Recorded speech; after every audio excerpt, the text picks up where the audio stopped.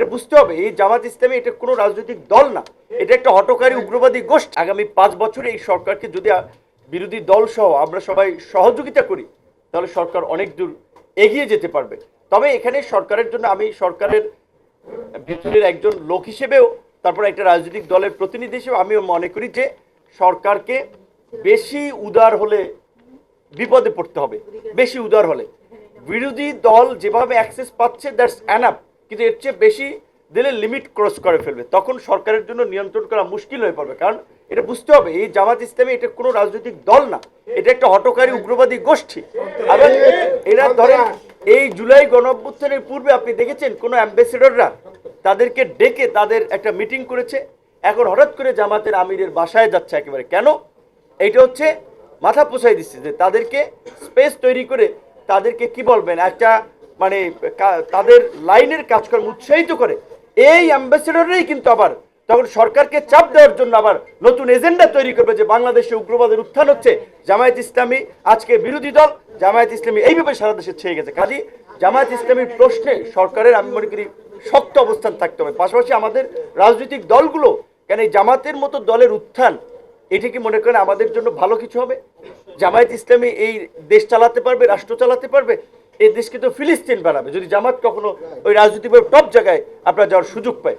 ভারতের এটা বিশেষ করে একটা বিষয় প্রতিনিয়তই আমাদের আলোচনায় থাকে, কারণ ভারতকে আমরা কখনো ছাড়তে পারবো না, আমাদের প্রতিবেশী দেশ, এড়াতে পারবো না।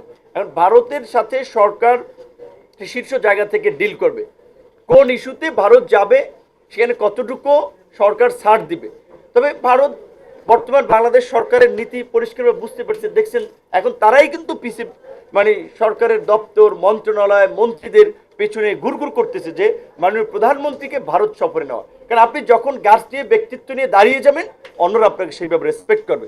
বর্তমান সরকার তো বলেছে বাংলাদেশ ফার্স্ট আর ফরেন পলিসিতে তারা দেখেছেন সফর করেছেন আমাদের মালয়েশিয়াতে, তারপর চীনে গিয়েছেন। তো ভারতের এতদিন যে একটা মিথ তৈরি করে রাখা হয়েছিল যে ভারতের সহযোগিতা ছাড়া ভারত ছাড়া বাংলাদেশ অচল, এই মিথ কিন্তু বাংলাদেশের মানুষ ভেঙে দিয়েছে। কাজে যেখানে সরকার শক্তি পেয়েছে তো দেশের মধ্যে অভ্যন্তরীণভাবে যতটুকু এই জাতীয় ঐক্য সংহতি থাকবে সরকার এই দেশকে তত শক্তিশালীভাবে এগিয়ে নিয়ে যেতে পারবে।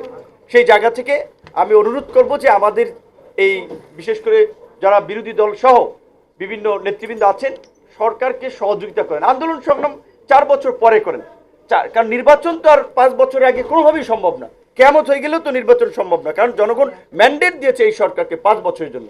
সুতরাং আপনাদের যদি পলিটিক্যাল আপনারা একটা রাজনৈতিক দল হিসেবে সরকারকে চাপে রাখবেন, প্রেশার ক্রিয়েট করবেন, সেটা ভালো, সেটা 4 বছর পরে করেন। এখন পলিসিগত দিক থেকে এখন ওপেন সংসদ আছে সেখানে ডিবেট করেন।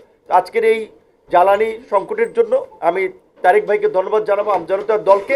একই সাথে আমি বলবো এরকম মাঝে মাঝে বিভিন্ন ইস্যুতে